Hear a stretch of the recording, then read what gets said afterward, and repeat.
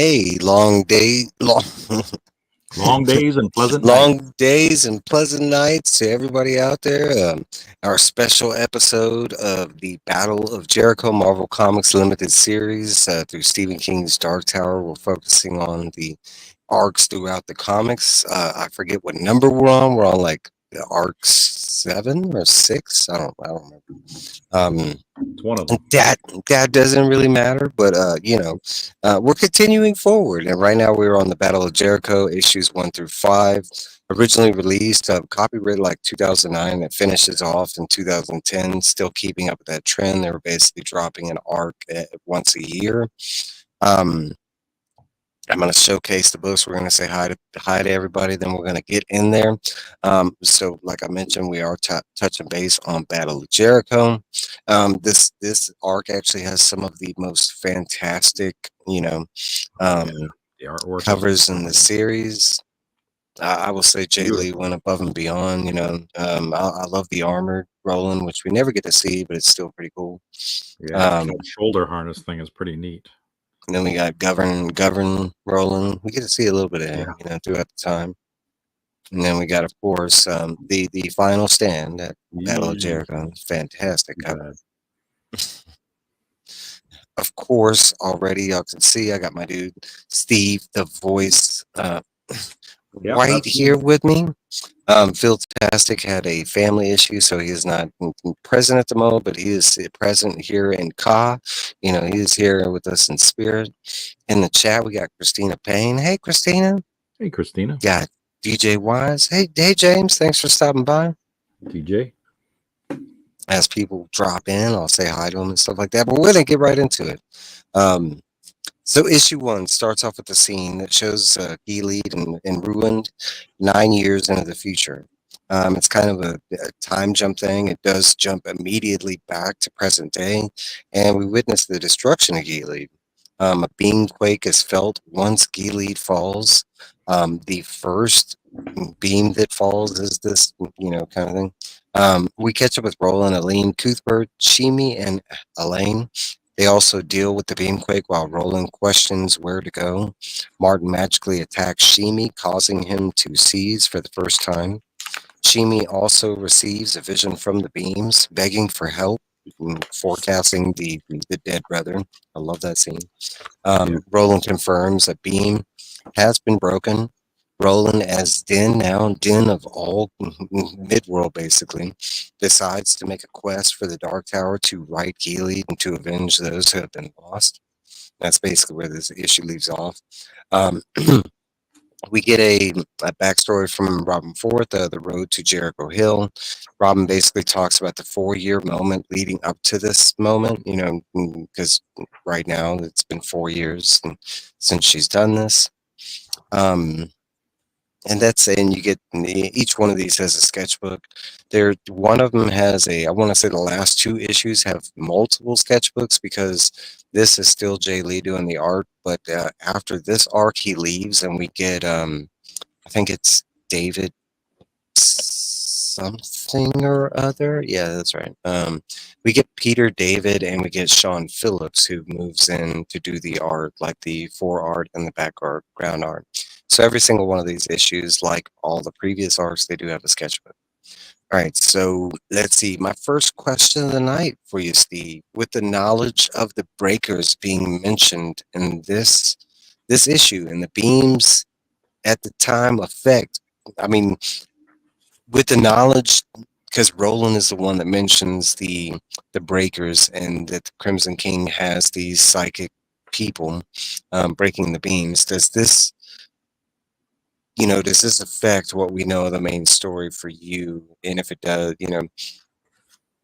explain that kind of thing. No, I didn't really find it really affected me too much. It's kind of nice that it ties in. They've done a good job of tying in this and filling in those holes, right? I enjoyed reading all these books because of that. It's kind of the way, and I like how Robin's been doing it. It's kind of the way I imagined it would have unfolded, and it's actually a lot better, I think, than what I could imagine. What the world, like how they would unfold this whole action of what happened with Gilead, how it fell, and what happened afterward. What did Roland do? Like, we know he lived, But what the hell happened to his cadet, right? He didn't really Yeah, we know. touch I mean, upon bits it, and right? pieces. Yeah, Yeah, little like bits and clarity. pieces of stories. I think But it all was we the knew bean was quake. Sorry, go. no, no, no. Um, no, I was going to imply like what we knew from the novel. What we knew from the novels as far as the Battle of Jericho is his Ted does die at the Battle of Jericho, and then Roland almost dies, and the only way he survives is he crawls out of a like a pile of corpses kind of thing, and that's all that's referenced in the books. There's not a whole lot to go on. But that's not what happened in the comic, though. Yeah, Not 100%. no, they changed it because A little what bit, he and we're explained was different than what actually happened in this comic. So we'll get to that when we get the last one. well, that's kind of like what I was mentioning about this, because in the novels we don't find out about the breakers until Wolves of the Kala, and it's not like I don't even think it's mentioned before then, because I don't think it was a concept. I think it was a concept he did for Hearts of Atlantis, and he carried over. He kind of tied it in there. Yeah. So that, but it's not to say that. Like my question is, does this bother that Roland would have found out about the breakers way earlier? And my answer is no. Like somehow my mind just kind of fits it in. Yes, this does break continuity, but not in a major way to me. Like, I mean, we do know that Roland tends to forget, like, and it's not his mind that's doing that. It's the beams, the loop, the tower. And how do Um, we know this isn't just one of the loops and then he got like basically wiped and came back? And because we're that gonna, happened in the book, remember? Because at the yep, end, he went back just to the beginning of the desert and he was chasing the man in black across the desert. He didn't go all the way back to the beginning of his no, and in journey. that moment he had the horn, so it was And different, he had the implying that. horn. Yeah. Mhm. But we're gonna get there. We're gonna talk about could this be a different. We have talked about that on previous episodes because there has been, I want to say, very, very minor details that are a little different. Um, that also varies on, are we going off of the original Gunslinger story, or are we going after the revised, which is kind of nice because I do know that she plays with both versions. But to me, honestly, either way I look at it, because for one, the question is this still Dark Tower? And for me, yes, it is. It's Yeah. main continuity. I believe it just adds more flavor to the overarching story. Like you said, it fills in those small spaces, and like even the small things that she is tweaking and changing a little. It doesn't change anything in the main scope of things, kind of thing. Yeah. Even I like imagine, even if Roland, like with this knowledge of the breakers going forward, like if he would have had the knowledge of the breakers, and that would have been part of the quest, is I need to save these people, or I need to stop the Crimson King from collecting these breakers. I think we would have seen a different journey as far as like, what we had to do, like as far as going to the doors, going to the wasteland kind of thing. I think that would have been thrown in there. So I don't really think that affects me. I think Roland still would have been like, hey, Dark Tower is main course for stuff. Rose Yeah. is the main course for stuff. And he was just What's up, learning. Shayna? I mean, in this book, he's just learning about the tower and it's real and the beam quakes. Like this is all just brand new knowledge for him. And now Mhm. his focus is starting to change from Farson to, he's just small potatoes compared to what's going on with the Dark Tower. And now he's kind of looking at the bigger picture here. We got to save the tower, or everything's undone. So we go to issue 2. Roland and Gilead have been on the quest for 9 years. When I say Gilead, it's at this point everybody that's left from the massacre, because it keeps jumping. They don't do this a lot, but there is a couple time jumps in the beginning. So Roland and Gilead have been on the quest for 9 years, seeking advice from druids and Manny. Roland, during his speech, mentions the Breakers. The second time he's mentioned them, Roland decides to take the fight to Forson, using Randolph, an expert scouter, um, that finds Grissom's forces. Grissom is Farson's main lieutenant, trying to figure out lasers. And that's where we find Grissom. Grissom is in like this swampy area, and he's actually found a tool of the old people, and it's literally like a huge laser. I love that scene. Yeah, Um, right here. Yeah, and it's like straight out of War of the Worlds.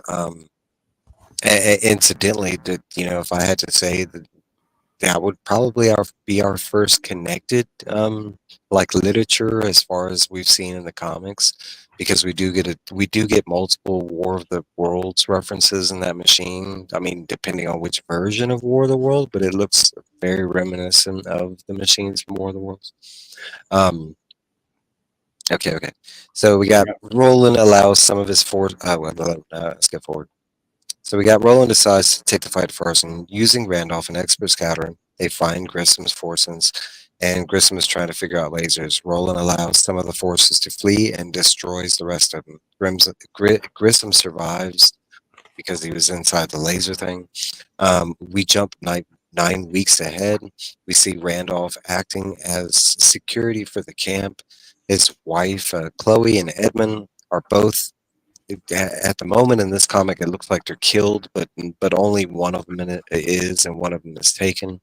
But they're basically taken by some mutants that are patrolling their area where they're located. It's a horrible scene. Like the way that the slow Oh yeah. mutant just grabs Edmund and uses him as a bat. Like yeah, Yep. it's perfect. I was like, yes. I mean, it's horrible, but like at the same time, like poor Randolph, man. Um, but basically, this issue leaves off with a cliffhanger and makes it look like they both die, and we find out in the next issue that the little boy does survive. It's the mom that ends up dying. Okay, so the backup story in this is the machines of Midworld. Uh, Talk of the race, the old ones, talk of knowledge on them on all points to science and tools of war. They mentioned different machines that they had found throughout Farson's reign. Some cool ones that I thought were cool were dragon tanks, and dragon tanks basically like they suck you in the mouth of this tank, and then they spit you out. They use you as bullets, and I was like, man, that's a cool idea. Banshee bombs are basically bombs that are thrown that emit like crazy amounts of sound, like so bad that I mean the pressure of the sound just annihilates a person standing next to it, kind of thing. They do mention a weapon that we've seen. Well, a couple weapons. They mentioned the laser swords, of course, which are lightsabers. They can't say lightsabers, but then we got the our Harry Potter sneeches too. But for some Yeah. reason in the comic, they can't say sneeches, but they describe them in great detail. Golden balls that fly around. That Yet in the um, book they called them sneeches because it was written right on the thing. yeah, really, The I thought Harry that was Potter weird. model. And I think at this time, if I'm not mistaken, Marvel Comics would have had the rights to. I might because I know it's Warner Brothers, but I want to say that they had like the illustrated license. I might be, I don't know. It's a weird gamble, I but don't know. it could have been one of those things where they just didn't have the right to do it, and the book did, or I don't know. Um, which is weird because they do own Star Wars at this time and currently. Like, so why couldn't they say lightsabers? Ah, man. Okay. Um, Light this is sword. the this is the issue where we actually get the mention of the upcoming artist that's joining the crew, Dennis Calario, along with Peter David, and because Peter David leaves, and then Jay Lee leaves, and then we get let's say we get Sean Phillips, and we get this guy Dennis Calario. Okay, so that is the issue with issue two. Okay, my question from issue two actually comes from the side story and a little bit from the main story, but with with the Crimson King knowledge of these weapons, where the f did they go? Why haven't we seen him like further in the damn main story? You're talking about Farson's over here using tanks and lasers, and if you've seen like in the pictures, man, are carrying AKs, and some of them have like Star I know. Trek looking stunners. Like, so where'd they all go? Yeah, I know. They had a huge army too. Like their army was absolutely massive. Those blue people, though, those tribesmen, that's That's a the whole next. other. Yeah, that's the next one when we talk about those tribesmen. Yeah, Those we're gonna because blue I got tanks that they questions have about is them cool. too. Yeah, but I don't Um, know where the hell did all that stuff go to. Like, I mean, well, they probably just self-destructed each other with the bloody things. They started breaking down because we knew that with Gilead. After they destroyed it and took it over, then just dissent started happening, and they just, the whole thing fell apart. I want to say if I had to think about it, that's where my imagination leans to. That it either they kind of figured these things out, and like they really didn't, and end up like either destroying the weapons or blowing them up, kind of thing themselves. Um, Mm, yeah, I think it presents more of a problem, especially like with the side story, because like, and not so much. It's not to say that Stephen King can't come back and with a new novel, which we know might be happening. And we could see a dragon tank Mhm. or I mean, so my whole thing is that you're kind of like creating your own problem, thing. Like, especially because we have the main story. By this time, it would have been Yeah, like being finished. She would have been going over the rough draft. I mean, she actually mentions book 7. Like, so book 8 would have been right around the corner, like 4 years after this. But I still like the idea of it. I do like the idea of Farson having, like, the tanks and stuff like that, because it kind of got it. That was in the book. They're talking about the Sicko tankers, and he was using not just regular oil, but oil that would be needed for tanks or planes and stuff like that. Um, the whole yeah. like super advanced weaponry. It's not that it's not so present in the books. It is. We got robots and cyborgs, and And you we know, just saw the laser in the last one, yeah, yeah, yeah. right? I thought it was, I do think it's interesting that like at this point, like adding, like not only adding in characters, because I know a lot of people focused on Aline and stuff like that, and she's like, no, they're in the books. Okay, but we are getting Grissom. He wasn't in the books, and now we're No, getting Grissom's yeah, son, and yeah. now we're getting, and I didn't really focus on this, but every time they show Martin with Farson and anybody from Gilead that's around him, he doesn't look like Martin or Randall. He looks like in the last couple of issues, he just looks like a eunuch or something. He looks like a nondescript human kind of thing. You can't even He's an tell that it's Martin. NPC, He non-player did not. character. I like that addition. It's not spoken in the comic, but I like that Robin did that with his character, because it kind of makes a lot of sense that, like, even though they knew Martin was a part of the betrayal, it's not ever said in stone that he was the reason that, so I do like that, him disguising his looks to make sure Roland didn't know he was there. I mean, 'cause that would have been kind of be like, no, you were there at the battle. I remember you. Yeah, You exactly. killed. All right, so let's move along. I'll come back to that question. That's a good one. All right, so we got issue 3, and this issue we actually get quite a bit. I'd say the last 3 issues, man. She went all out story wise, because there was a lot. Oh Um, yeah, there are a lot of deets within these pages, so let's get into it. Issue 3: Roland and the last council discuss what to do, assuming Randall's wife and son have been kidnapped. The council is split. Some want to storm Gilead, and some want to relocate and look for the missing. Instead, Roland chooses to recruit from the north, making a plea to search one last time for Randolph's family. Randolph heads in the opposite direction, heading directly to his family. We find out that Martin and Slow mutants are working together in a cave. Um, Martin has killed his wife, but his son Edmund is still alive. Martin wants Roland's plans. Roland and his Tet find about 20 new recruits. While heading back, they spy an oil field belonging to Farson, while a strand. Um, what did I write there? that whole group that Oh, worships it. oh, that it is. Wow, strange ritual. That's what it is. Yeah, Yeah, I forgot about that. they're worshiping Uh, the gas pump. yeah, and this is technically. I'll get there in a second. What's up, Fable? Station, buddy. And what's up, big movie fan? 18 plus. How you doing? Thanks for stopping by. Hey, Um, yeah, that weird ritual yeah, sacrificial thing that's going on. Okay, so Jer- Roland and Jericho them pump. witnessed that. Hmm.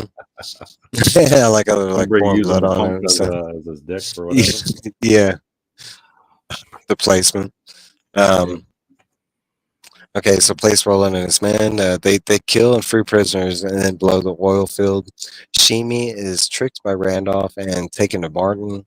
While being captured, Shimi uses the grapefruit to warn Roland of Randolph's betrayal, but Roland technically doesn't hear it all.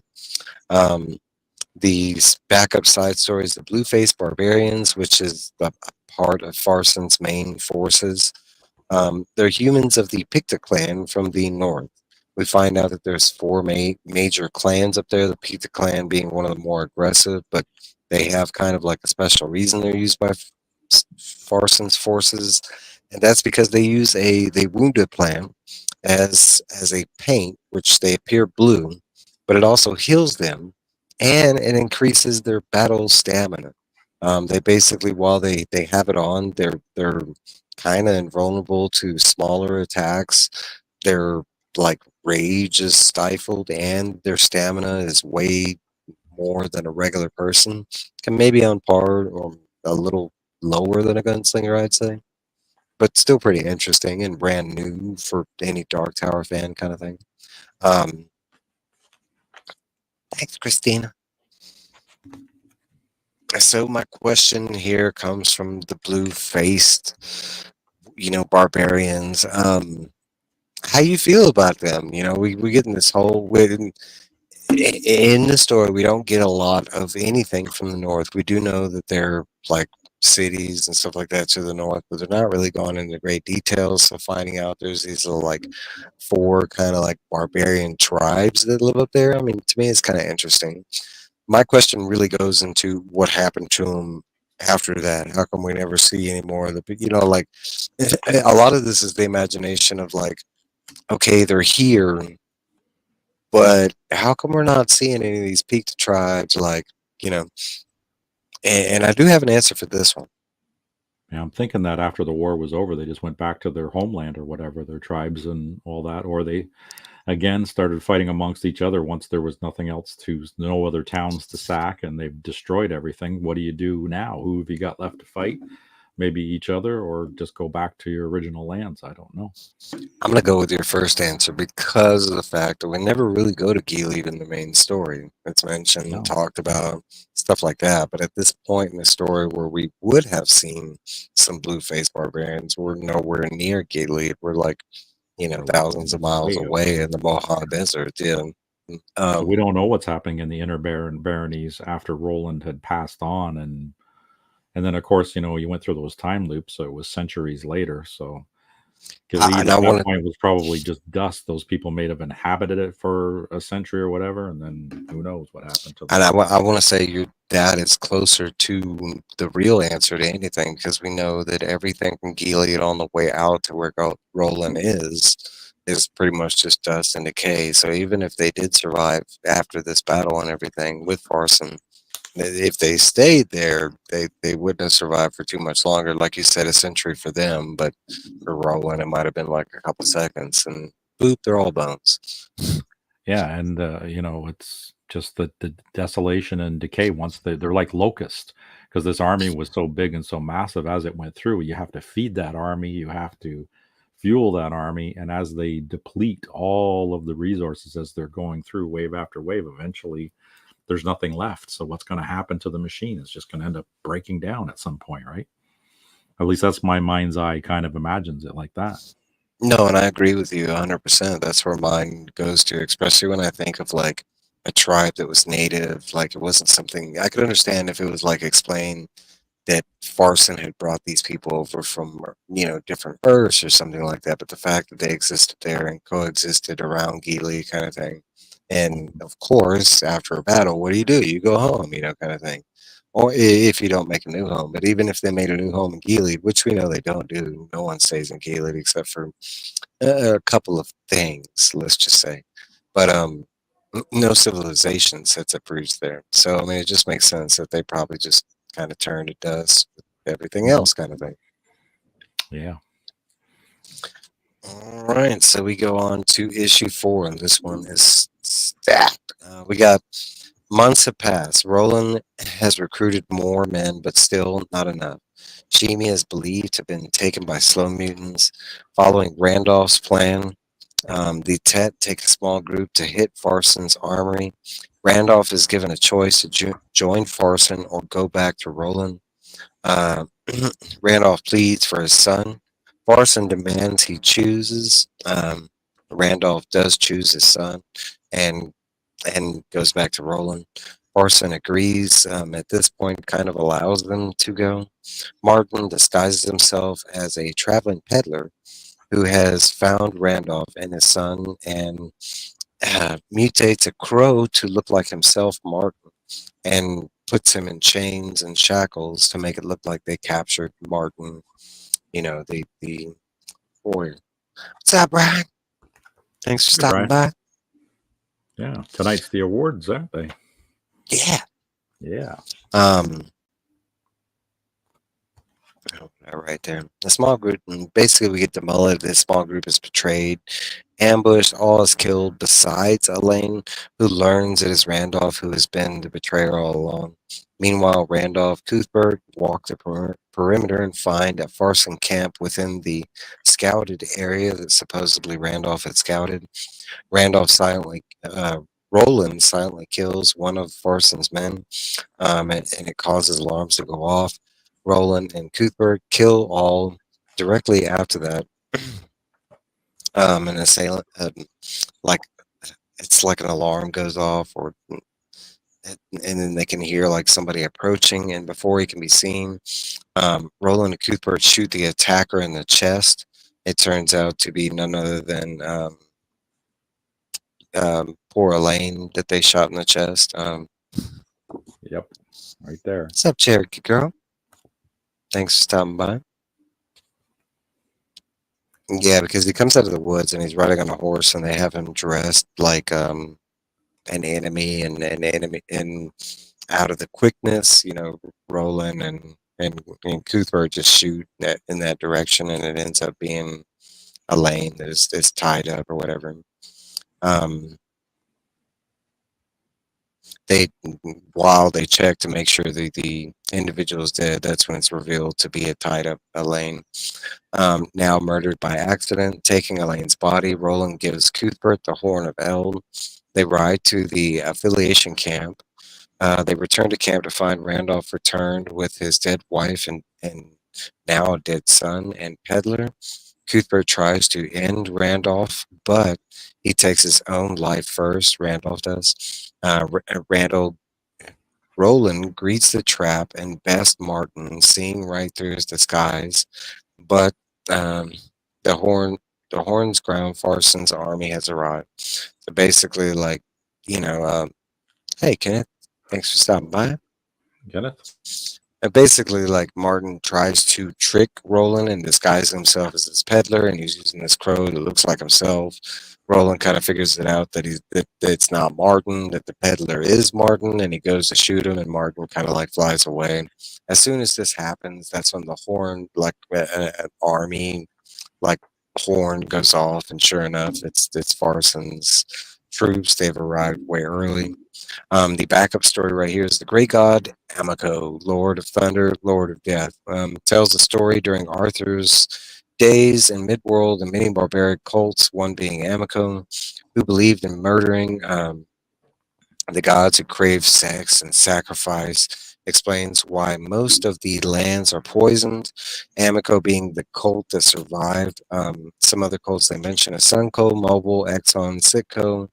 And then basically, after a while, all the cults perished or believed to be perished. There might be like small sects that kind of, hang around.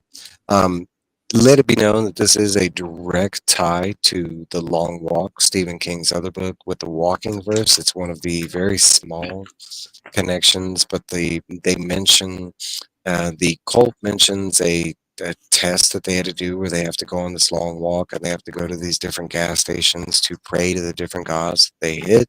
That's actually the same shape and design of the course that the kids walk in the long walk.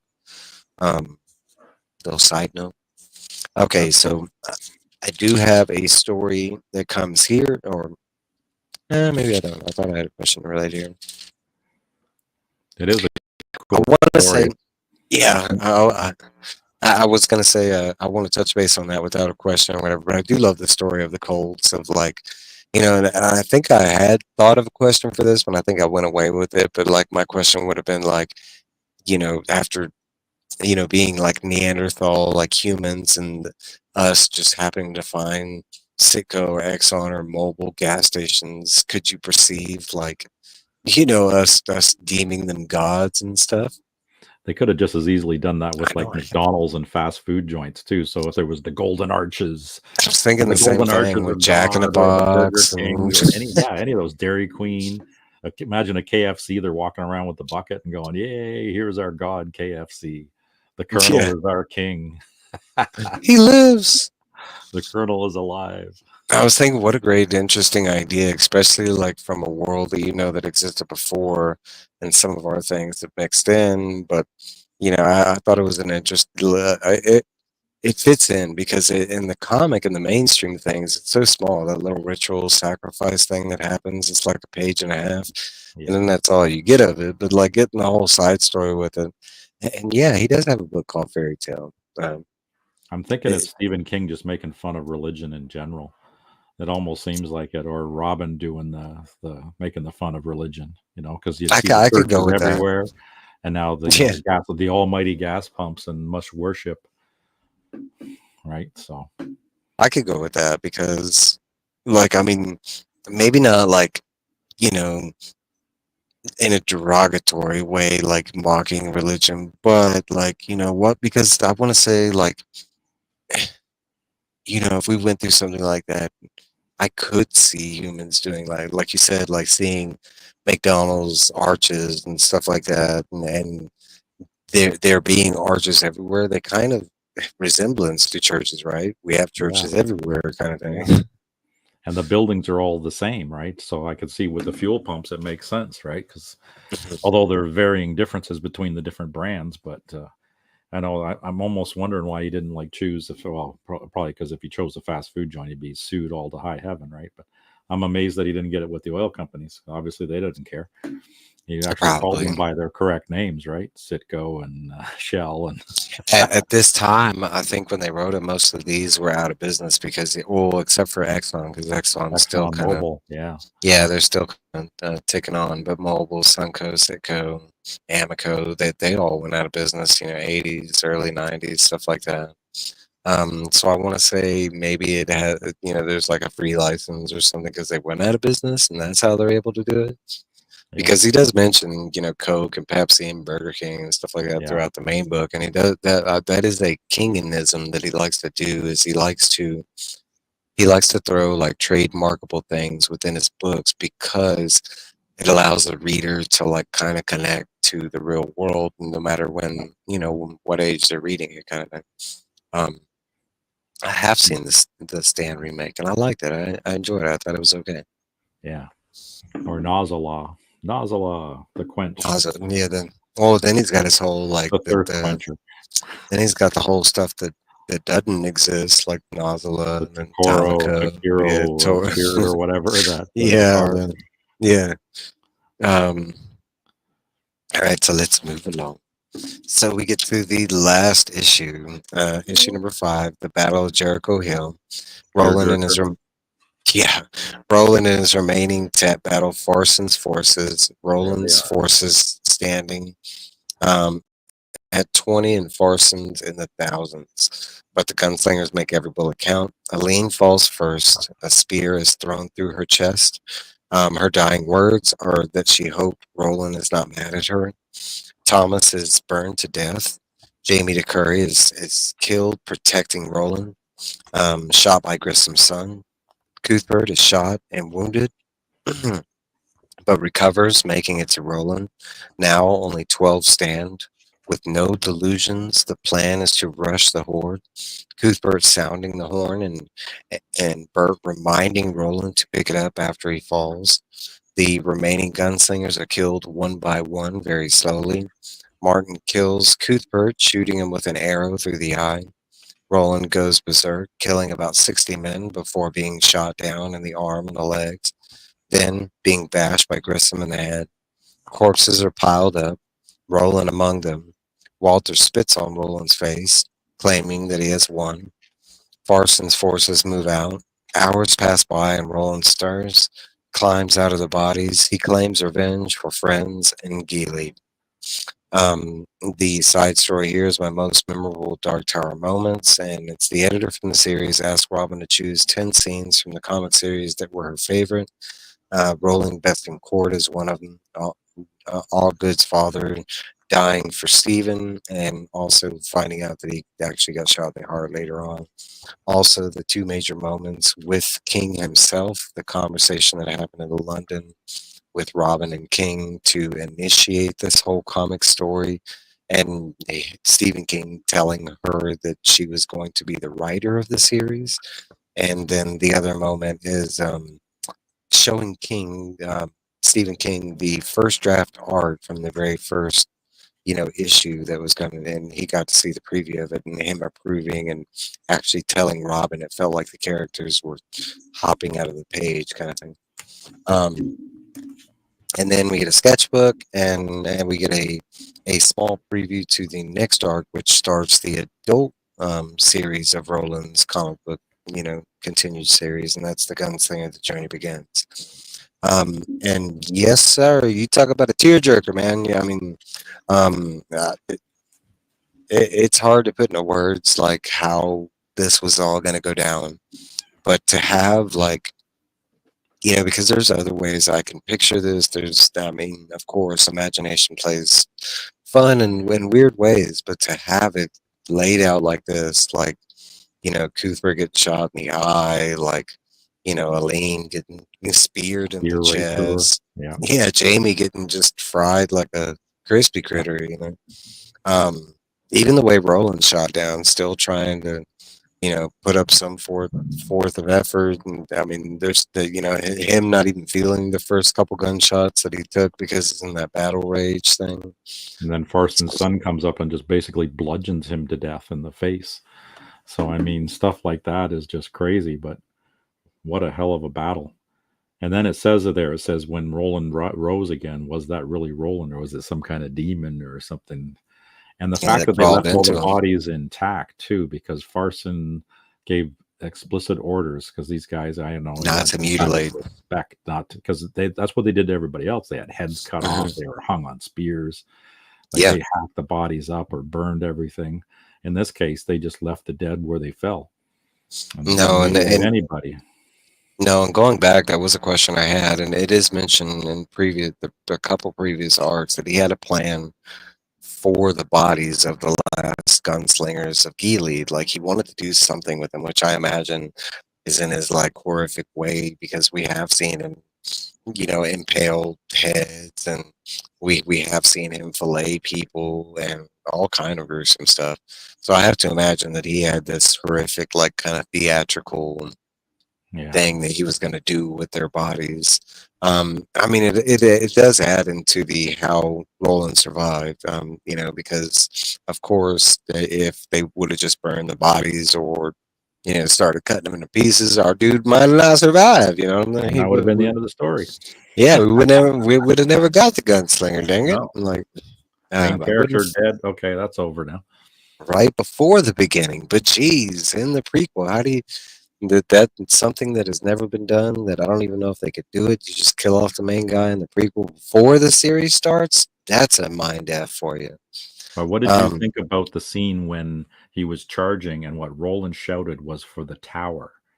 What do you think of mm, that? That was the very first time that, he was, and the last time that he shouted, this is for the tower as they were rushing them. And they said, yeah, we're going to give them no quarter. Even if they surrender, we're still not going to give them quarter. that one, I want to say I love all that. Yeah. I do love Roland's like drive and quest for the tower.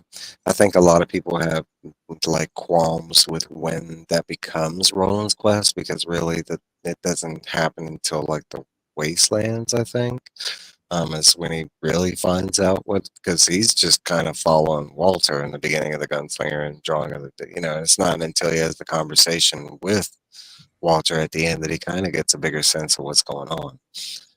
Does this change? Not at all. Like I want to believe that to me, I want to say the funny thing that this comic sets up is the fact that the tower was more myth than it being a present Yeah. statural thing, because the way it's set up in the books, like especially during Arthur's L time and Gilead, the fact they built Gilead, Right on a based on the line. beams. Yeah, yeah. I mean, the Dark Tower would have been really prevalent. So having Roland like have this quest for the Dark Tower, like in the beginning or very young on, I imagine they would have been reading this dude fairy tales, and there would have been like, posters, work for the tower, like, that there, it would have been like a nomical thing within that town. So for me, like, I know like fans will be like, but it happens in the way, but to me, I don't think it's that big an issue. I think it kind of goes into the whole like, this was Roland's quest to begin with, regardless of what he thought, what Martin thought, what Stephen thought. I mean, ultimately, I mean, the book is called The Dark Towers. So, like, for somebody to tell me, being a super fan of the series, that that wasn't a part of the main quest in the beginning, it's kind of weird. Like, nah, I figure he would have had that in the beginning, even though it's not spoken. I don't think a knight has to talk about his quest all the time. Like, I don't think a knight goes around being like, "Yeah, I'm looking for the Holy Grail. You see the Holy Grail?" Like, um, Absolutely. okay. So my first question of this, now that we have finished all 5 issues and we've gotten to the Battle of Jericho and we've seen how it all plays out, does this battle represent any kind of historical battles that you may know The Alamo. of? Ooh, that's a good one, and I didn't think of that. You're It does. circled by a billion angry Mexicans, That is and they're true. And me filled being to a every last Texan, I man. I, I should have. That's kind of what it is. It's a last stand situation. Um, I was going to say Custer's the Last Stand. This is kind of like Another one. modeled. This is kind of like modeled directly after that, but Alamo too, right? I mean, okay. So the only difference is they didn't finish in the Alamo. If they would have finished in the Alamo, I'd give you bonus points because we do finish on a hill. I want to say she fails in one thing. I want to know why we go to that hill, like Jericho Hills, this talked about place, and like, it's mentioned in the books. We knew in the comic series that we were going to Jericho Hill, but like it's never really like referenced or talked about what this place is, why they're here in the journey, like what the significant, like who the F is Jericho, why he has a hill, like uh, but it's not a big fail, you know what I mean? But I kind of like, I kept waiting for that to pop up. Like, why is their last stand at this hill? Like, Yeah. I was kind of hoping this was going to be like the gravesite of like all the fallen kings or past ends, or something like that. There'd be a reason for Roland and the last gunslingers to be at this location. Besides the fact, at this Mhm. point, they're just traveling randomly. They don't know where to go, and they're just kind of on the quest for the Dark Tower. And this is where Farson's forces met him. I Eh, imagined it was like a Helm's Deep kind of thing from Lord of the Rings again. You know, their fallback position. It's an old fort or it's an old location where it's elevated and it's got a good military strategic spot. that's kind of what I was envisioning, but it's not what it turned. It was just a random spot, called Jericho Hill. You know, But I I mean, thought it would have been a little either, more dramatic, like yeah, it's like 300 where few stood against many and they had like the hot gates. Something like that yeah, would have been like a the little better Mobley setup. Field, like Exactly, where they could have a defense with the few gunslingers they had and had used them to good effect against a superior force. I want to say, like in one regard, she does, like to like I want to say all the way up into the battle. There's a lot of strategy and thought that goes into it, but once we get to this point, like the very last issue, and it's basically just kind of like Roland doesn't know what to do. He's just become Den.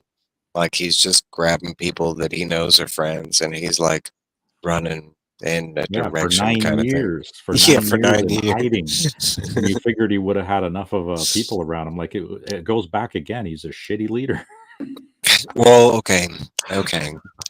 I want to say all this was thrown on him. Okay, it It wasn't. I was. mean, I get he it. just became a gunslinger, and But he's gunslingers trained his should. whole life for this stuff, right? Like his That dad should have done a better that's job. where like I want to say her imagination kind of like staled off, because like I imagined like any gunslinger as far when they're what is it, diplomats, they're Yeah, they're governors, everything. they're They're they're trained supposed from to be like childhood. Judge Dredd, they're supposed to be Yeah. like judge, jury, executioner. So, and And then on top especially of it, like like you said, they're governors. They also have magical knowledge. They know about the different they're worlds, the trained in multiverse, war. the poisons. Like they have it all. They've got the assassin stuff. They got everything.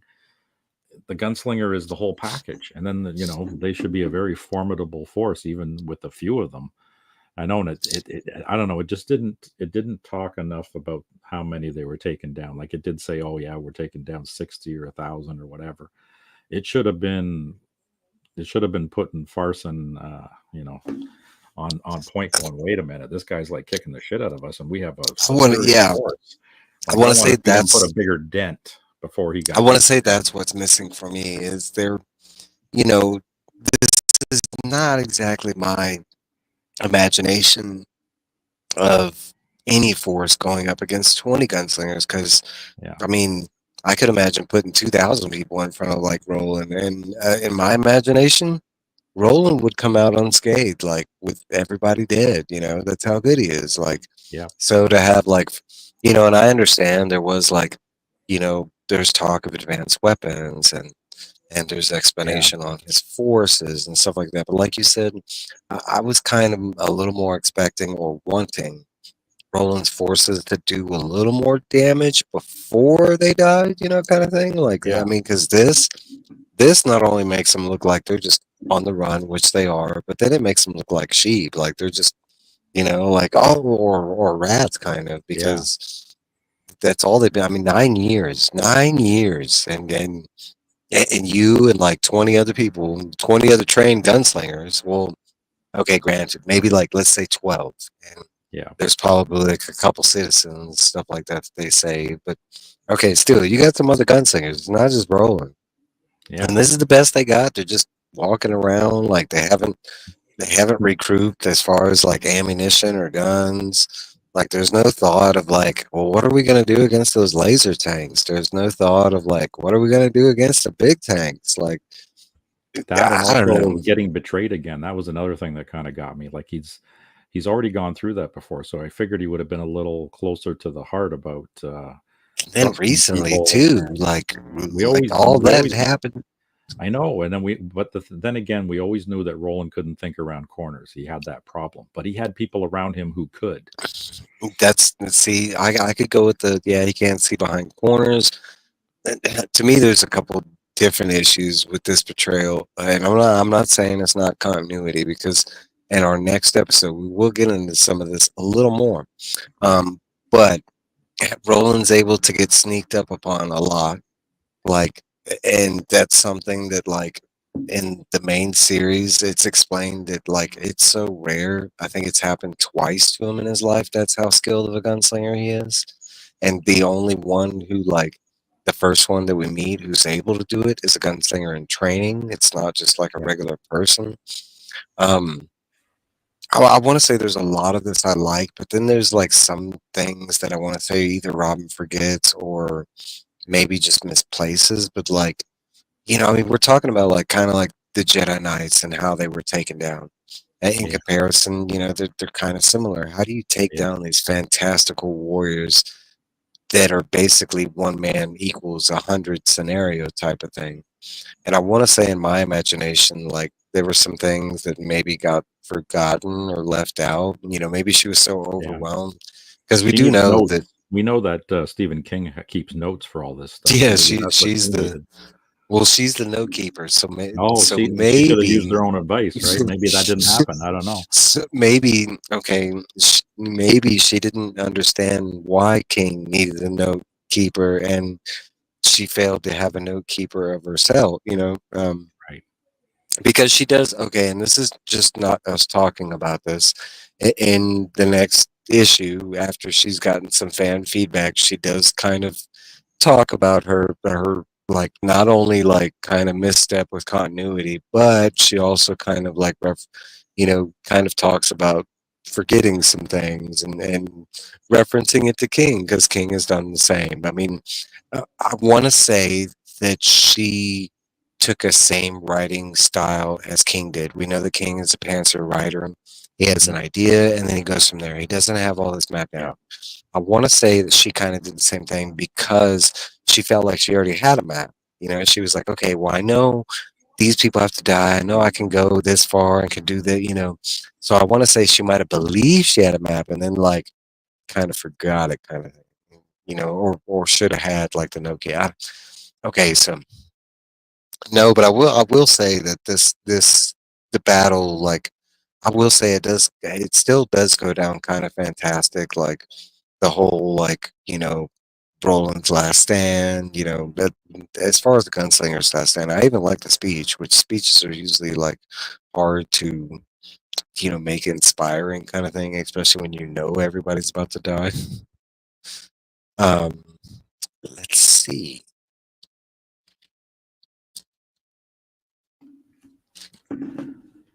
Yeah. How does this battle contribute to the overall story from the Dark Tower? Was this battle so monumental that it meant something in Roland's life, or because and for constant readers and new readers, let me retouch on this. He doesn't really like go into detail about this battle at all, besides the fact that he lost some friends and he survived it, and that's when Gili died. How does this battle contribute to the overall story, though? Now that we have now that we have this chunk of the story, how does it contribute going forward, though? Jeez. Well, it's a massive loss. I mean, he's lost. This is what his second massive loss. First, they lost. Well, he lost his family. Then he lost Gilead, and then now he's lost again. It seems like he's batting a pretty horrible. I mean, he needs a W in this whole thing, but he doesn't get it right. Now he's lost his entire tet, and he's the only last man standing.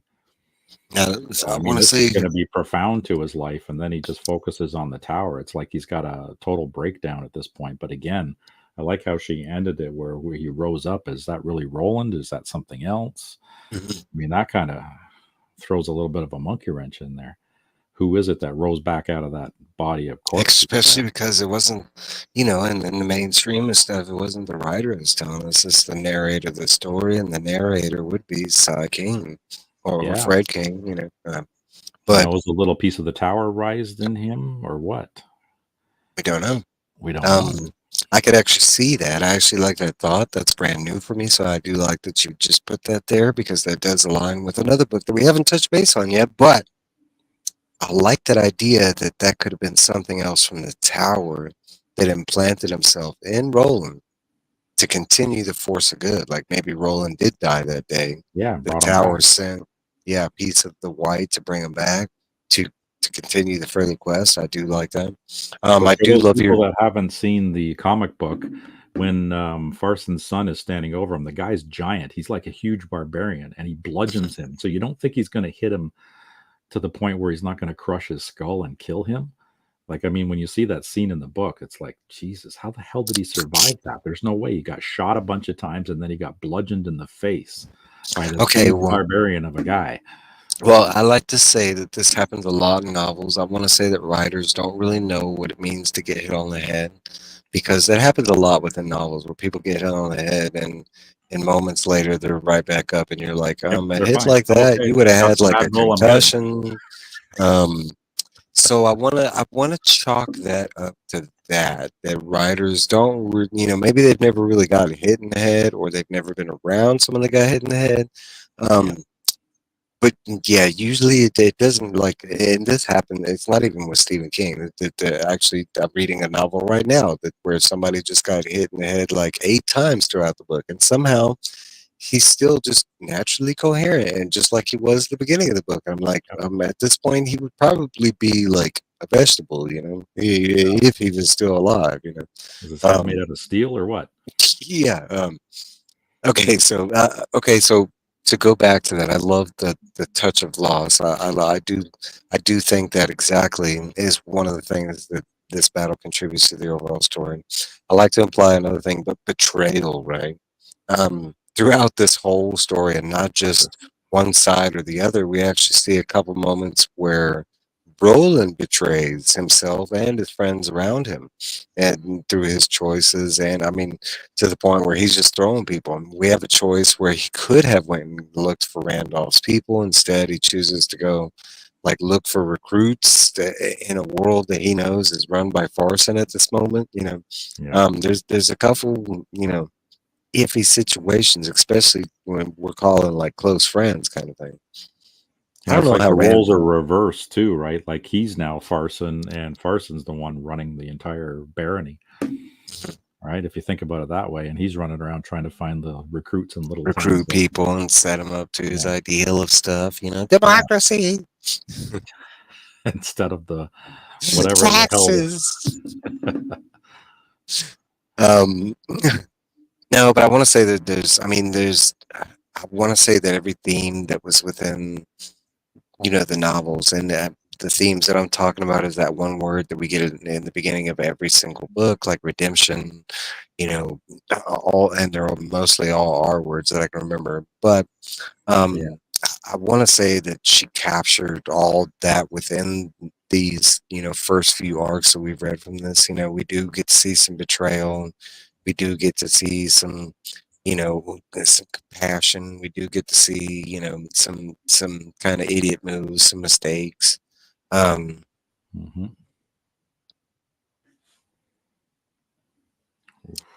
okay, so here's the big one. During the main story, Walter comes off as a question mark. Not until the very end do you really know if Walter is good or bad. I mean, there's many times that we ask that question, and I'm pretty sure with new readers, most people, like me, myself included, yep, he's bad guy. Roland's chasing him. But there's always that, is he really a bad guy? Because most of the times he ends up helping Roland throughout the story. In this case, during the comics, would you say he still has that question mark over his head? Is he strictly one side or the other? And and why so? Yeah, he's flat out a criminal. He's like a bad guy in this. Yeah, I In was this gonna say in like this series, like he's just flat chaotic out evil. evil, and he wants to end Roland so badly. I mean, the dude spits on his dead Yeah, face. He's spits on like, his "Yep, and face. I won. There you go, Roland." Yep, I won. You lost, and he walks away. That's why I'm saying, because in the books where he brought that guy back to life in Tull the Weed Eater, that's why I started thinking about it's the tower or something on the white that brought Roland back, because we've seen that dead people can be brought back. That's what I was thinking after I saw that scene with him being bludgeoned. He's just laying there on a pile of dead bodies, and I'm pretty sure they checked. I mean, he's not moving. He spits on him, and that's the end. But yeah, frickin' Walter is straight up evil in this one. But he probably changes because when he's talking to the Crimson King, the Wait, wait, Crimson wait, King wait, has given wait, him. wait, wait, wait, wait, wait, wait, wait, wait. I just thought of something that Uh you oh. just touched on. So let's go back to the Walter resurrecting of our Weed Eater. Mr. Reed Eater. Um, do you remember what the last thing he did before he started dancing? Did he spit on him? He spit on his face, right? Yeah, he Um, did. and what did he do here, right? He spit on Roland's face, and I wouldn't say he danced with movement, but he kind of Yeah, does with words, right? yeah, he was happy. He was doing his happy dance because he won. So we've seen So that before. and then we got the narrator that's saying like, was it Roland that woke up, or was it Was it a something else? demon? Was it Hmm. something? Because they use specifically that word demon in the narration. A narration bubble on the top of the screen there.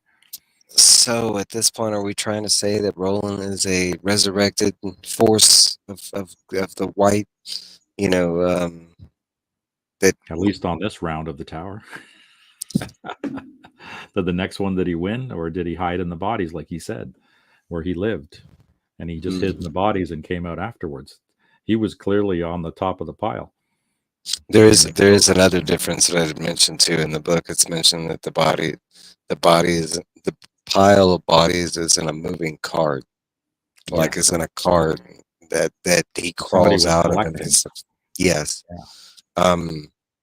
That there are differences. So and we have mentioned this before. This was one of my questions from a previous thing. Could this be a different loop? You know, a different, are we say that, do the continuity, especially when this type of book, I don't think continuity errors is a thing anymore. Now, in my knowledge, it's like, well, the new, if this doesn't line up, it would probably be a It's a different loop, multiverse. or It's a yeah, multiverse loop. We can fix or it we're that way. seeing, or we're seeing one of Roland's twins, kind of thing. Yeah. And I want to say like I'll touch base on. I'll leave that for next. All right, so back to Walter being a predominant bad guy. Your thoughts on that? Why in the comic series has she chosen to just blatantly show Walter as a straight up villain versus how he's shown in the books? Because Um, he's working for Farson. I think because of the fact that he's with Farson right now, we haven't really talked with the Crimson King because the Crimson King gave him specific instructions all along, and then he even managed to defy a lot of those to the Crimson King's, displeasure. But the Crimson King had a whole plan for Roland to get all the way to the tower, and it seems like Walter kept defying him all the time. But he was helping him, but that was because the Crimson King wanted him to. But it seems like he's a good little follower there because when he was working for Farson or working with Farson, for Farson, I don't know. See, that's the thing. Did it seem to you that he was working for him, or was he already working for the Crimson King and he had a different set of objectives? So I'm firing questions back to at you now. to me, it would be the overall like objective with the Crimson King, and somehow that he's tricked Farson because Farson does wear the eye of the king. So at some point, there has been that interaction. Whether I think Walter works for Farson, that would be a no. It would be in the like assumption that Farson thinks Walter's working for him, but in reality, it's just part of the Crimson King's plan. And Um, more deceptions again. mhm. Ironically, going back, I don't think we've seen a scene with Farson and the Crimson King specifically like interacting. No, It's more along the lines of like Martin and Farson and Martin and CK.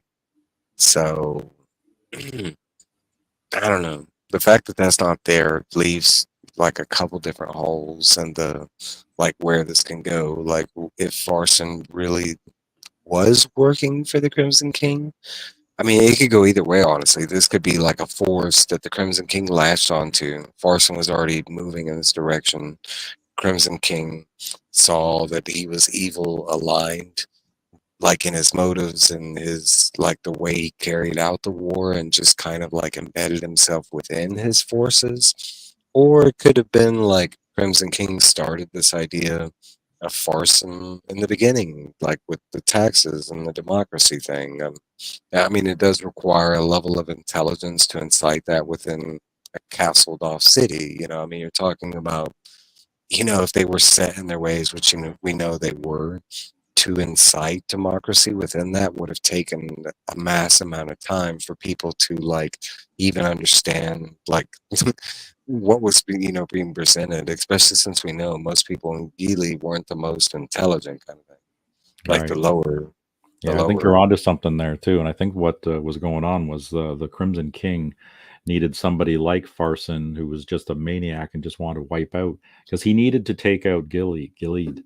Because if he didn't have Gilead taken out when he was trying to basically take down the tower, the gunslingers they would have been all over him, and he would have had to deal with them in a different situation. So by setting Farson loose to wipe out the very last hope for the tower's defense in advance is actually pretty smart. I'd say she does present one problem for my imagination for me because I never imagined Geely being like a force of one and that was it, like throughout Midworld. Like, there was Geely, the capital, and that's where all the gunslingers lived, and that was it. I kind of imagined like Midworld being like, Geely being its capital, of course, and where all the gunslingers start, but I always kind of imagined them having like other cities, outposts kind of thing. I mean, they Yeah, patrolled all the midworld kind of thing. I like So, the idea. like, yeah, so for me, it kind of like not having like even a tad of information towards something else in Midworld does create a problem in my mind. Like especially with Farson's forces, she does mention that Farson's forces has been taking out like smaller cities and stuff like that, but it's never related to like gunslingers or anything. There's never even mention of an opposition force when Farson was taking over those cities. It's just he Mhm. went to a city and burned them. You know. Yeah, Um, like they didn't put up hardly any resistance or none at all. that's kind of like my fault in her writing versus King is I feel like if King would have done this story, like especially talking about the gunslingers, we might have gotten like uh, other communities of gunslingers kind of thing. It wouldn't have been just this one city, because to me I find that a little far-fetched that that's how the gunslingers operated. Like, so you're trying to tell me from this one city they got casted out like all the way around the world, like Yeah, I mean exactly. that I can't imagine their response rate being anything any good. um Exactly. But we do have doors and magic, and I mean, so who knows? Maybe they were teleporting them across. Like, oh, there's a problem in Antarctica. Well, guess what? You're gonna teleport over there. Um, all right, so we do come to the door, a brand new door at the end of this arc. It doesn't look like a door, but we are gonna walk through it. I'll tell you that. What the f happens to Farson's forces and Farson himself after this fucking battle? Yeah, It is never discussed what happens to Farson or what happens to this massive army. What's up, brother Trev? Thanks my for brother stopping by. Trev, the tower. The town. No, but it is never mentioned, and she does not go into great detail about what happens to this massive army or Farson if he succeeds with the democracy. I mean, what are your thoughts on why this is not discussed, and what the f where the f is Farson? I mean, where is this good man? Like, did he become Mr. Goodman, and I don't we were know. just eating his ice cream? I mean, yeah, we're missing another set of comic books that, or another book or something that maybe explains what the hell happened. Again, and I, Well, because oh, the next series does continue directly after this point. Ironically enough, we were trying to figure out where we were going to go with the series next, if we were going to do the adult comics. And yes, we are, because the adult comics, the next arc is called The Gunslinger, The Journey Continues. And uh, no, it's called The Gunslinger, The Journey Begins. the journey And begins. it directly picks up right where we leave off with Roland crawling out of the pile of bodies. Now, I will tell you, it does start out just like the Gunslinger does. It starts out with, Roland in the desert following Walter, but there's some offshoot, and we do go back to the Battle of Jericho Hill. Um, so it's interesting. We might still find out what happened to Farson, but as far as I know, we don't know what happens to Farson. He just kind of like he's out there in the world. As far as we know, during the Gunslingers, drawn to the Three Wastelands, the real president of Gilead at that time is Farson. Yes, He's and they Roland put is his just flag half. over the castle. The big eye is there. They own the Yep, place now. yep, and Roland is really just messing with this dude's world and his. I mean, he took it over fair and square. He won the battle. It's his.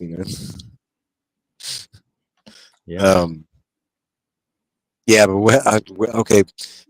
Why do you think there is no conclusion to Farson and his forces? Why do you think the characters that she chose to create were all dedicated to Farson? Not only that, but like, why no conclusion to him, kind of thing? Like, we got a reanimated Farson son. That was Yeah. like in multiple arcs that had to be explained why Good Son had to be brought back. And then we got Farson. Then now we got Grissom. Now we got Grissom's son. Like, Yeah, they could do a whole thing on their whole world and army and everything. But I guess they just want to just fade them into obscurity, not giving us. I mean, I know, because as adventurers and people that love these type of stories, we want an ultimate conclusion. Like we want to see Roland stick a sword right through this Farson guy's face, and end him, because Well, that's the happy especially ending. But King especially with doesn't the give us major happy bad guy. endings. Especially with the well, he doesn't give us happy. He gives us real life endings. But Realistic end. So this guy just fades into he obscurity, just and that seems fades what's and happening, right? I'm gonna go back with your theory that Farson and the blue-faced barbarians went back to Gilead, and they lived happily ever after, and they just stayed there and turned to dust, and that's what happened until we find out otherwise. Yeah. You know. As far as we know, yeah, they just lived there. They had their own little problems and democracy or war or whatever. And then eventually it just fell into, yeah, like you said, obscurity. So, Um, that is basically it. For I yep. mean, for these 5 issues, honestly, we could have done. It's hard to map these things out and time wise, how they're gonna. Of course, we would have had a couple other people on the panel, but real life. It's okay. Um, nah, I'm It's not. okay. But so our next episode in 2 weeks will be continuing the comic series until we get to a point and when we're just covering the same material, and that's not what this next series is. I actually went and read the first 2 issues of The Journey Begins to make sure it just wasn't a retelling of the Gunslingers, just in Got it this. artistry Good. form. It is not. There's a lot of brand new content, a lot more so in Great this cover. series than the other one. Um, Speaking so, do you know who this is? I did not when I had seen this cover, and I was trying to figure it out. But do you know who the girl is? It's not Susan, no, because she's a blonde. No. I haven't read It, it in so long. Who I'll is it? let you in. I'll let you in a secret. It's a big continuity here that the artist and the writer forgot about. It's a lean. The one who got stuck through the chest with a spear. Yes, and they do explain why she's here. The problem is she has really long hair, really long, So who's that and other skeleton dude? Is that Court then? that is Court. That is Okay, Court. so that's Court. Okay, her uncle. So, um, for some reason I don't know why, but they kind of forgot that Aline cut her hair off at the end of Yeah, to look that like a guy. yeah, and somehow like in the day her hair grew back really Well, it was long. 10 years. Remember, they were hiding for 10 years. So, or if he No, could but be in wearing a the wig, Battle of Jericho, she had short hair. that's When true. she died, she had. So it's another loop. They can fix it with a loop. They can just say, "Oh yeah, this is a different level of the tower. There are more worlds than these." Yeah, but I want to say, once we get to this, there is some interesting stuff to talk about, and Oh, I can't wait to read it now because it's been so long let's since I've read it's so that. good. Yeah, same here. And okay, I remember like I think I made it to drawing of the three, and that's where I cut off. And I want to say that's where it's like I want to say in memory. That's where it's all like no new information. It's just an artist retelling of the books. But that's what I thought this one was until I started reading it. Because let me just show you real quick. Because they did something interesting, Oh, which I was like, I want okay, to grab it now. I'm gonna grab mine. go grab it. We got time. It's a 2 hour show. We're only an hour and 14 minutes into it, so we definitely got that. I'm not just trying to fill the space. This is interesting, and I found out right before. But we are going to do a yin yang kind of thing when we start this one right here in 2 weeks. This one is the Gunslinger. The Yeah. journey begins, and technically, this is modeled after the first book. And this is the first part in the comic series where we're following adult Roland. The first arcs were all focused on younger Roland. This is directly where most readers start with is, Oh yeah, because this is okay. I'm remembering this now because that's the invisible guy, so in the very first, the non man, the the non man, Knot Man, the the Knot not Man, man. and that's That's right, and the non man right there. that's why I was asking if y'all remembered about the Knot Man, and y'all were like, ah, and y'all gave me like y'all's thoughts on it. So I was wondering if y'all remembered, like specifically you, if you remember what the Knot Men were. Yeah. And we'll get there. The Knot Men are kind of fun. What's up, man? Look at that. We got like some of the deck showing up. We got Trev in there,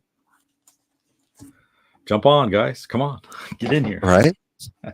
Um, So interesting side note, we are going to play it. There, Robin does the yin yang thing because at this point there are two versions of the book. There's the original, release Gunslinger, and then Stephen King went back and did a revised version. When we started this Gunslinger arc, if you go back to issue one, The Gunslinger Reborn, and you look at the very first page, it's Roland following the man in the desert. There's a scene with some crows, and they're eating a man in the desert.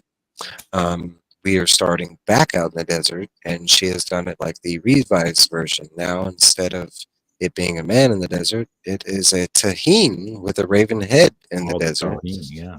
just like it is in the revised version.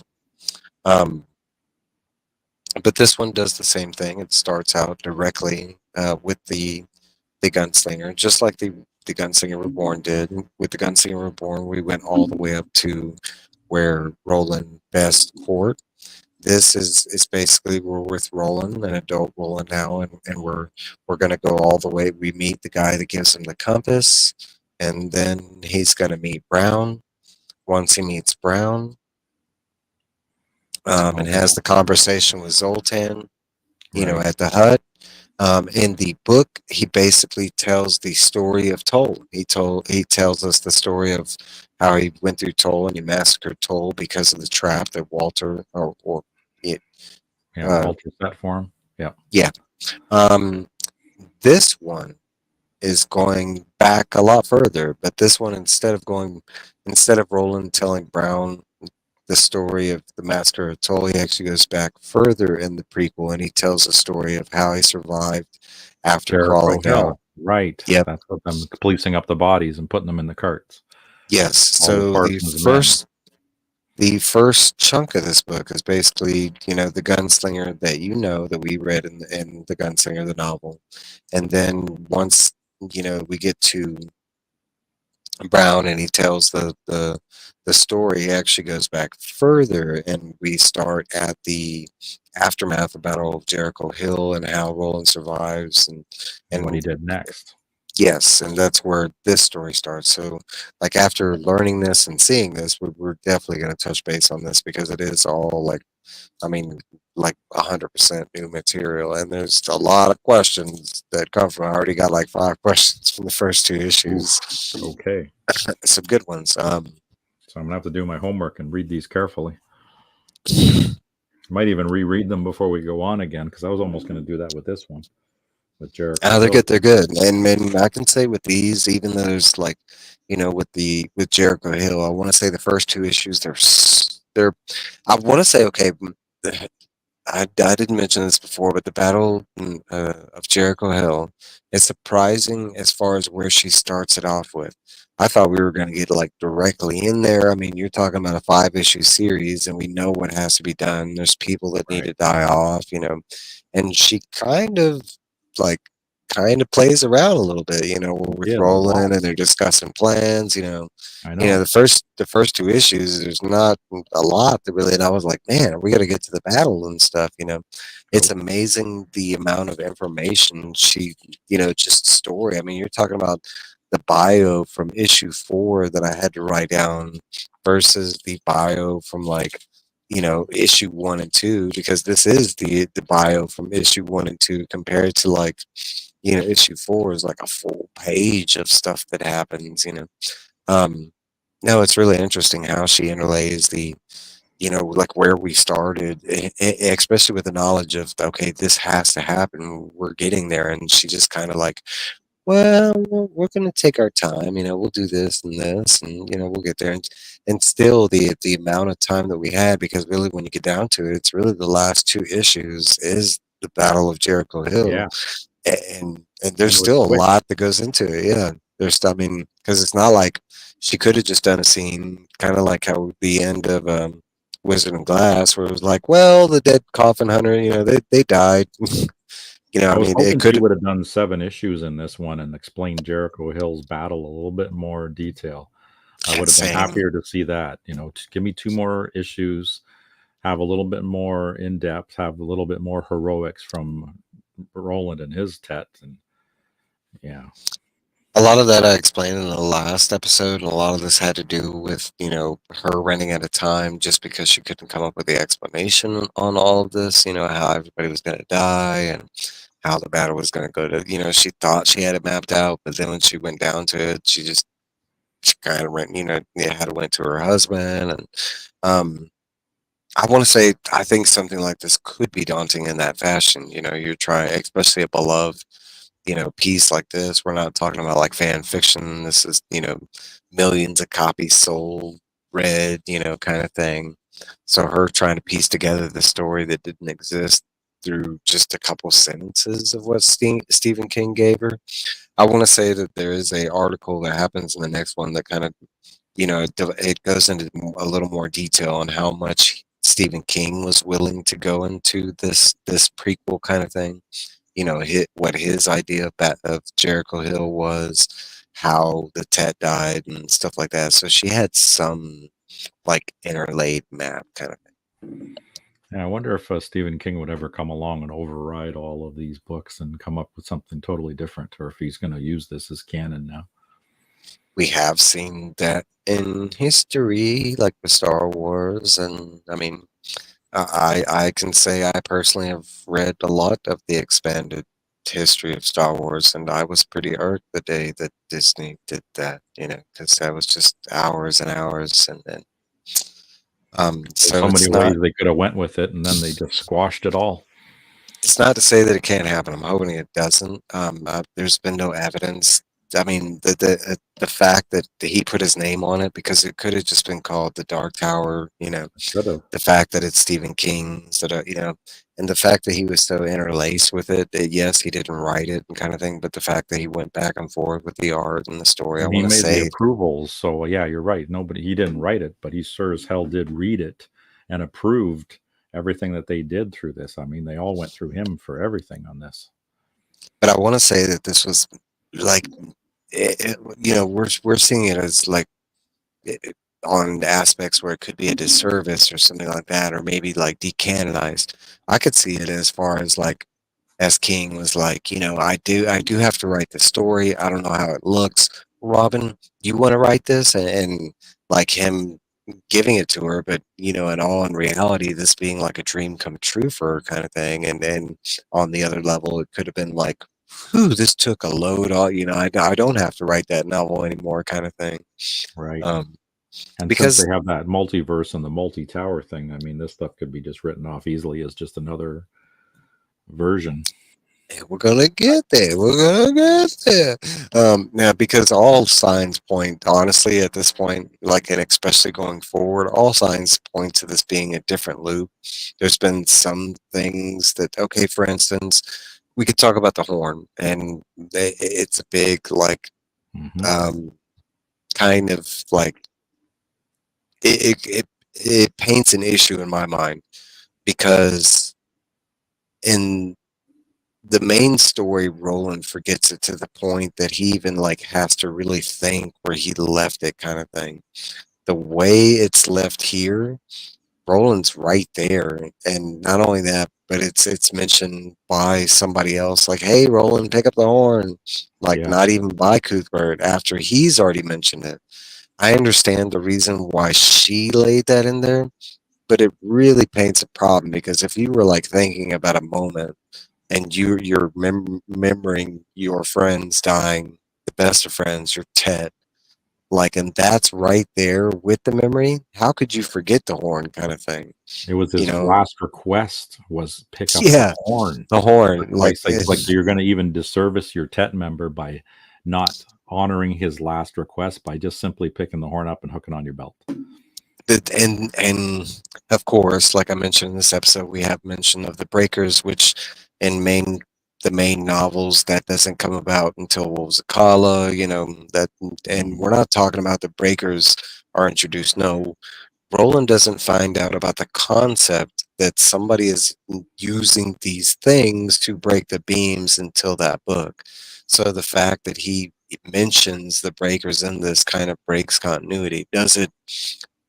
To me, I just chalk it up to that. We're not on the main loop. This is possibly the next loop, or this is a previous loop, or I want to say this is a previous loop, and all Yeah, like if I had to think of like how do these loops fit in, because she implements that this is a different level of the tower. Our group is not really that familiar with that term, like it's been mentioned, but until you read Insomnia, that doesn't make a lot of sense. But there are different levels of the tower. Yes, Roland Klein, and there's different. No, but there's like outside levels of the tower, basically different it's alchemy. We dimensions. know about that. Yeah. Yeah, yeah, different dimensions within the multiverse. So it gets a little more complicated. Okay, so I'd like to chalk it up as this is just a different loop, and it's a previous loop, maybe a failed loop kind of thing. Yeah. It's a good story, though. Hell yeah, it was, and I think she did a fantastic job. A She was a axis of really all good. worlds and loops around. That's right, buddy. Yeah. Yep. Um, yeah, but I think we've touched base with everything we can. I mean, overall, how did you feel about the Battle of Jericho Hill? Overall, the book is good. I like the whole premise of it. It's kind of the way I kind of thought in my mind's eye. Just like I said, I wanted to see more of a bigger battle and a better end for them. I knew they all died, right? Well, everybody except for Roland, but I wanted to yeah, see more horses. yeah. Like I For some wanted, yeah, reason, I felt like there was going to be like horses going up against tanks and playing, and I yeah, and a like larger battle in a mm, larger area and seeing more of the mm, terrain. But instead, maybe it it did. seemed like it was very close knit, and we only saw like little snippets of what the terrain looked like. And you're right, he didn't bring up any of his hardware. He just had thousands and thousands of troops, and most of them looked like they had spears and Regular rifles. guns. I mean, Aline dies with a spear. It's like, where'd the spear come from? Why are they Like, using didn't I spears? know Like they were using those barbarian tribes and stuff as like their the slow fodder mutants. and the slow mutants, but yeah, he had troops too, and they had all these advanced weapons. Where the hell were they? Like you said, like where are those light sticks? Where were those sneeches? The only thing that we really saw was the flamethrower Where was the and the dragon tank. tank? I wanted to see the dragon tank. You're Yeah, gonna you're gonna talk about the dragon tank 2 issues before we do the Battle of Jericho, and you don't give me no dragon tank? What the F, Robin? Like, damn. I wanted to see a dragon tank. I wanted to see some of these gunslingers get sucked up. You tell me Jamie DeCurry got burned anyways. He just got burned by a traditional flamethrower. Like, why couldn't that have been a dragon tank? Like, why? Why? yeah, he could have gone down spectacularly. Yeah, and the Yeah, but old I still. Farson's son there with just a little sniper rifle looked like something out of World War II. No, they didn't. They didn't show the tank. Not the dragon tank. I mean, they really at the end. I want to say there is a tank shown, but I don't. And they do use the tank because Roland's crew is standing next to like a statue for some reason. The statue looks cool and everything. It looks like some kind of like relic of the old ones or something. But like Yeah, like an they Easter just Island thing, those heads. yeah, and they just use the tank to like they blow up the statue to move Roland's forces from being able to hide like around the statue. It's really like in all actuality, it's like Farson playing with Roland because Yeah, I mean he could have just shot the tank at them and boom, and the blow end of them the all day, up. and he was like, no, I don't want them to hide so much. I'm gonna shoot the statue. I mean, yeah, because their cover was fallen logs and trees. Yeah, And those tanks would have just blasted through. Even if they were hiding behind rocks, it wouldn't have mattered because they had all those advanced weapons. They just blow the shit up and lob things up and over them. The maybe sneeches, that's like those were great weapons, right? right. Yeah, okay, so maybe that's what it was. Maybe like because Farson did use like tanks and stuff, like with Steven and Geely, right? Okay, so maybe he like went and parked all those because he was like, oh, I'm done. I won. Geely's done. And then he finds out Roland's forces out there, and he's like, oh shit, okay, like I'll send Grissom to get this laser thing working, and like, and then like they find Roland's forces because at this time Roland's fucking them up, right? Roland's been like there were scenes where like Roland would stop over here and f up some Yeah. forces or blow up a. Okay, so And he said then about that Farson, too, that oil field, that last big oil field. He said this should cripple them. But Right. maybe they spent the 10 years going around and figuring out all the oil fields, and that could be the reason why the tanks and everything stopped working and didn't use them at that point because he had finally taken out Actually, it the could be last of because his fuel. and they do mention that, but that was like I want to say that was in Roland's belief. I don't know if that was like a Yeah, we didn't necessary. know any facts about that. He just felt No, that, oh the yeah, fact, this should cripple him. and I'd say all signs point to no because we already know they were getting oil from like mages. This is the second place they're Yeah, getting oil, and so there was that we knew like, that these gods were all over the place. Sitco, there was mhm. hundreds of locations, maybe thousands of locations of oil I fields. want to We say don't in know. theory that could be the case where like they ran out of the oil because of Roland's determined work, and that's why we don't see any of the advanced stuff at the end. I want to believe in like a comical thing that like Farson just rolled up with all his shit, and he was like, "There's 20 people over there.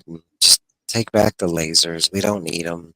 Like, I want to believe it was something like that. Like, no, or Martin whispering in his little ear, being like, "Hey, I got you back, bro. We don't need those lasers.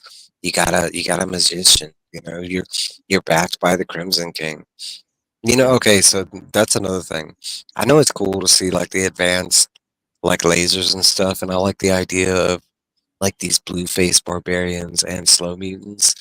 But like, I mean, we're talking about the Crimson King. Like, he's supposed to be the ultimate evil. Why don't we have like some tentacle monster? Like, kind of like, okay, we compared this to like Helm's Deep, right? Well, it wasn't just orcs in that battle. They brought cave trolls and like, shit, yeah, where are cave trolls? Like, are the lasers the cave trolls, or like, why didn't we get yeah, any tentacle monsters? Or yeah. What did no, Robin do there? Robin just didn't. Maybe she didn't have them. Like you said, she was rushed. I want to say she was rushed. The whole like, and I want to say honestly, I think she focused more time on how Gilead was gonna fall. I think she already knew like how to do the Tet falling, like Elaine, Cuthbert, Aline. I want to say that because the way it like I want to say yes in the mainstream of things, it was quick, it happens like this. There's no like grandioso thing about it, but they all do die in like very sad or cool ways kind of thing. So I want to say for the way it felt to me is Robin did have that part mapped out. As far as like I think she spent way more time and like, well, how are all these gunslingers gonna die?